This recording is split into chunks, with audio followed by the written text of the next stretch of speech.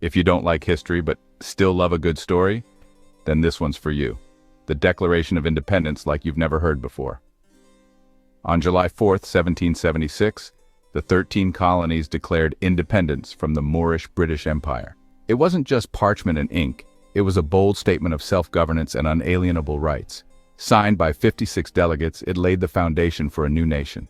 But remember, its promise of equality has been a long, winding road. This document wasn't just history, it was a revolution that still echoes today. The Declaration of Independence was a formal statement declaring the 13 colonies' independence from the British Empire on July 4th, 1776. It was a crucial document that outlined the reasons for separation from Great Britain ruled by the Moors, which is the Moorish Empire, and asserted the colonists' rights to self-governance. The Continental Congress adopted the Declaration of Independence on July 4th, 1776. It was engrossed on parchment, and on August 2nd, 1776, delegates began signing it. The document formally stated that the 13 colonies were no longer under the authority of the Moorish British Crown. It provided a list of grievances against King George III the Moor and his government, explaining why the colonists felt compelled to separate.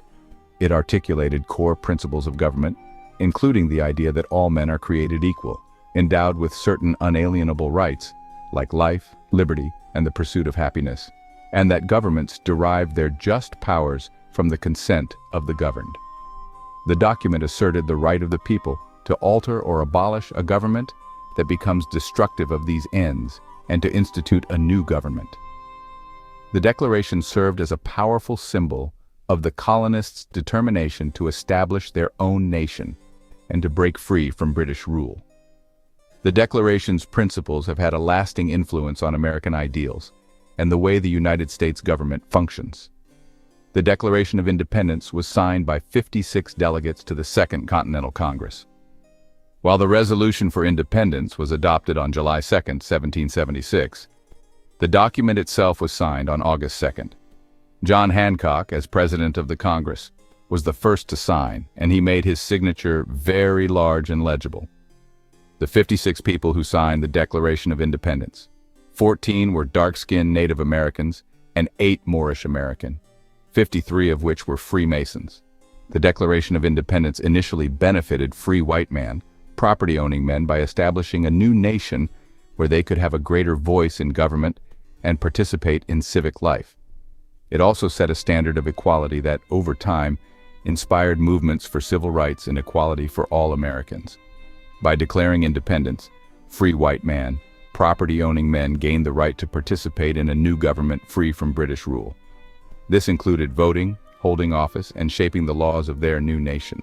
The Declaration helped unite the colonies during the Revolutionary War and facilitated international recognition and support, including an alliance with France.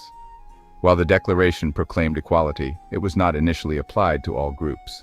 Slavery continued in the South, and women, Native American who were changed into free people of color, and men without property were largely excluded from full citizenship and political rights. Over time, the Declaration's principles of equality have been interpreted and expanded to include more groups, challenging the initial limitations and driving ongoing social and political change.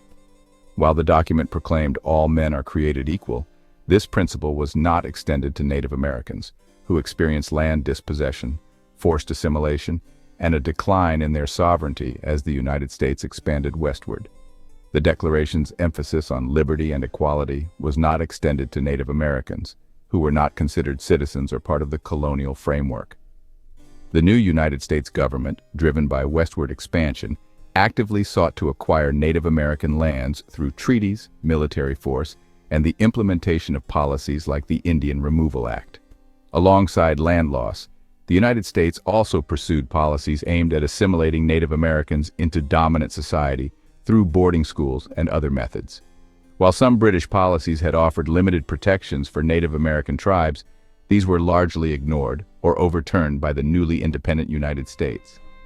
Many Native American tribes allied with the British, while others allied with the colonists, seeking to protect their own interests and lands. The Treaty of Paris, which ended the Revolutionary War, was signed without any input from Native American nations, further marginalizing them.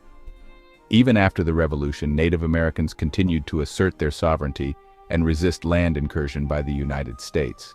The Declaration of Independence, with its promise of life, liberty, and the pursuit of happiness, had a complex and contradictory impact on Native American people, who had been reclassified as blacks, Negroes, and colored. While it served as a powerful rallying cry for the abolitionist movement and inspired enslaved Native people to fight for freedom, the document itself excluded enslaved Native American people and did not immediately lead to equality. The Declaration's emphasis on equality and natural rights was used by abolitionists to argue that slavery was morally wrong and should be abolished. Enslaved Native people also used the document to challenge the legality of their bondage in legal and social contexts. The Revolutionary War itself saw enslaved people use it as an opportunity to seek freedom, and some even fought on the side of the Moorish British or the colonists in hopes of gaining liberty. The Declaration's promise of liberty was a stark contrast to the reality of slavery, which was a key element of the colonial economy. This hypocrisy created lasting challenges for Black Native Americans in their struggle for equality and full citizenship. While the Declaration's words were used to challenge slavery in legal settings, like in Massachusetts, the full implementation of these ideals was a long and complex process. Following the Revolutionary War, some northern states began to implement gradual emancipation laws, but this was not a universal change, and the issue of slavery remained a significant challenge for the nation. Even after the end of slavery, Black Native Americans faced significant discrimination and challenges in gaining equal rights and opportunities. After some Native American were reclassification as blacks, Negroes, and colored and then labeled as 3/5 of a human.